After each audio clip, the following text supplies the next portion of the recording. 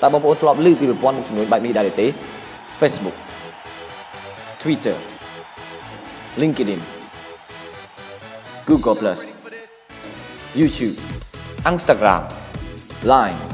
Angry Bird ពេលនេះអាចកំងនៅរូបមន្តក្នុងការធ្វើមុខចំនួនសតវត្សទី21ឬមុខចំនួនលើអ៊ីនធឺណិតត្រូវបានបែកធ្លាយជាមួយប្រព័ន្ធបច្ចេកវិទ្យាដ៏ទំនើបនៃមុខចំនួនសតវត្សទី21ដែលនឹងធ្វើការបង្កើតប្រាក់ចំណូលសម្រាប់បងប្អូនដោយស្វ័យប្រវត្តិ24ម៉ោងក្នុងមួយថ្ងៃ7ថ្ងៃក្នុងមួយសប្តាហ៍និងអាចបង្កើតលុយចំណេញបានយ៉ាងតិច$50ក្នុងមួយថ្ងៃ$350ក្នុងមួយសប្តាហ៍និង$1,500ក្នុងមួយខែទោះបីជាបងប្អូនជានរណានៅកន្លែងណាមកពីណាឬធ្វើអ្វីក៏ដោយក៏បងប្អូនអាចធ្វើវាបានដែរពុំចាំបាច់មានចំណេះដឹងខ្ពង់ខ្ពស់ពុំត្រូវការបទពិសោធន៍ពុំទាមទារឲ្យមានជំនាញការគ្រប់គ្រងនិងប្រើប្រាស់ប្រព័ន្ធនេះគឺសាមញ្ញងាយស្រួលដូចជាលេង Facebook ចឹងដែរបងប្អូនធ្លាប់តែ post like connect invite និង share ជាច្រើននៅក្នុង social network ដូចជា Facebook ជាដើម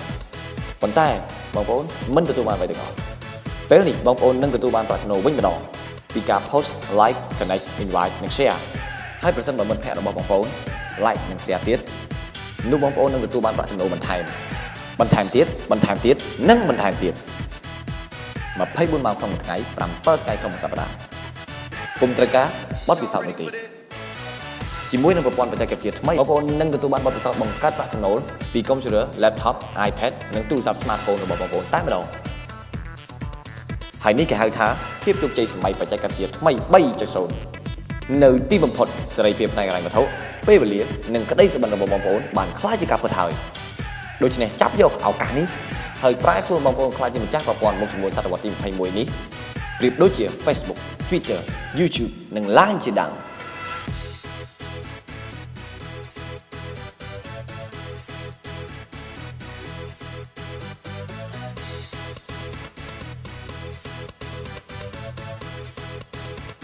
តែមុននឹងបង្ហាញពីរូបមន្តអាចកំងនេះបងប្អូនសាកគិតពីសំណួរនេះបន្តិចពេលដែលបងប្អូនដឹងពី Facebook លេង Facebook តើបងប្អូនប្រាប់មនុស្សប្រមាណអ្នកមាន friend ប្រមាណអ្នក10នាក់20នាក់30នាក់ហើយជាលើពីនេះ20ឬ50ដងឯណោះហើយចុះនៅ Twitter, Instagram ឬ Angry Bird នៅពេលដែលបងប្អូនសប្បាយចិត្តឬចូលចិត្តផលិតផលឬសេវាកម្មអ្វីមួយបងប្អូនក៏សប្បាយចិត្តណែនាំចែករំលែកឬប្រាប់ទៅមនុស្សជាច្រើនអញ្ចឹងតើមានអ្វីកើតឡើងឧទាហរណ៍ថាបងប្អូនប្រាប់ទៅមនុស្សត្រឹមតែ7នាក់ហើយពេលដែលមនុស្សតែ7នាក់នេះ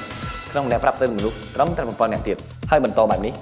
នោះវានឹងកើនឡើងធំទៅឬសាយភាយយ៉ាងលឿនប្រៀបដូចជាយើងបោះដុំថ្មចូលក្នុងទឹកបង្កើតបានជារលកជាច្រើនហើយនេះយើងហៅថាឥទ្ធិពលនៃការចែករំលែក The power of connecting and sharing ហើយមនុស្សទាំង7នាក់ដែលបងប្អូនបានប្រាប់នឹងកើនយ៉ាងលឿនដល់49នាក់នៅជំនាន់ទី2ដោយការចែករំលែកបន្តកើនដល់343នាក់នៅជំនាន់ទី3 2401នាក់នៅជំនាន់ទី4ហើយនៅជំនាន់ទី5វានឹងកើនលើសពី 16807 នាក់សាមញ្ញដោយបងប្អូនធ្លាប់ដឹងនៅក្នុង Facebook ចឹងដែរនេះហើយគឺឥទ្ធិពលដ៏ខ្លាំងនៃប្រព័ន្ធមុខជាមួយសតវត្សទី21និងទ្រព្យសម្បត្តិដ៏មហាសាលដែលកប់ក្នុងឥទ្ធិពលនេះគឺឥទ្ធិពលនៃទំនាក់ទំនងចែករំលែកនិងបណ្ដាញ The power of connecting, sharing and networking ក្រុមហ៊ុនល្បីៗជាច្រើនបានបង្កើតទ្រព្យសម្បត្តិដ៏មហាសាលពីឥទ្ធិពលនេះដែលមានដូចជា Facebook, Twitter, Instagram, Angry Bird ដែលបានបង្កើតលុយជាច្រើនពីឥទ្ធិពលនៃការចែករំលែករបស់បងប្អូនគឺឥទ្ធិពលនៃការទំនាក់ទំនងចែករំលែកនិងបណ្ដាញរបស់បងប្អូនបុគ្គលនិងក្រុមហ៊ុនទាំងអស់នោះបានទទួលនូវទ្រព្យសម្បត្តិដ៏មហាសាលប៉ុន្តែចុះបងប្អូនវិញបងប្អូនសាកគិតទៅមើលតើមិនមែនជាបងប្អូនទេឬដែលជាអ្នកទំនាក់ទំនងចែករំលែកនិងពង្រីកបណ្ដាញនោះឲ្យធំឡើង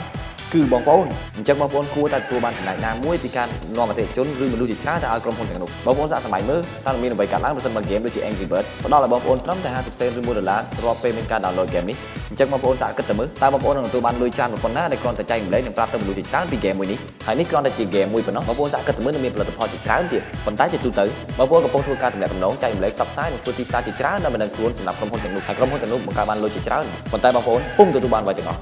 ឥឡូវបងប្អូនសួរខ្លួនឯងសំណួរសំខាន់ទាំងពីរនេះទី1ពេលដែលខ្ញុំចាប់ផ្ដើមបង្កើតទំនាក់ទំនងចែករំលែកនឹងបណ្ដាញសង្គមរបស់ខ្ញុំតើវានឹងរីកធំប៉ុណ្ណាទី2ហេតុអ្វីខ្ញុំមិនទទួលបានអ្វីសោះពីការទំនាក់ទំនងចែករំលែកនិងផ្សព្វផ្សាយអំពីក្រុមហ៊ុនទាំងនោះទៅកាន់បណ្ដាញនៃមនុស្សជាច្រើនរបស់ខ្ញុំសំណួរទាំងពីរនេះប្រហែលជាអាចធ្វើឲ្យបងប្អូនដេកមិនលក់ដំបូងវាប្រហែលជាធ្វើឲ្យបងប្អូនខឹងងឿងឆ្ងល់ក្រោយមកក៏រំភើប